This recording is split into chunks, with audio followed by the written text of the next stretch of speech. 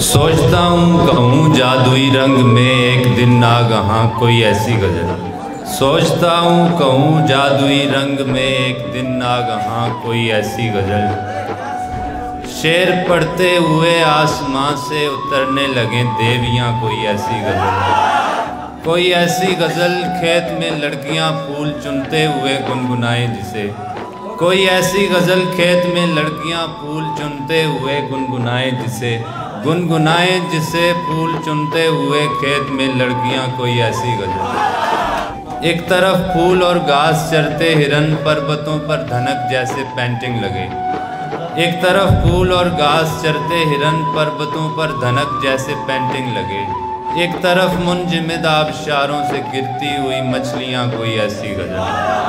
कोई ऐसा सुखन एक एक लफ्ज़ में जिसके तासीर हो मैग्नेट की तरह।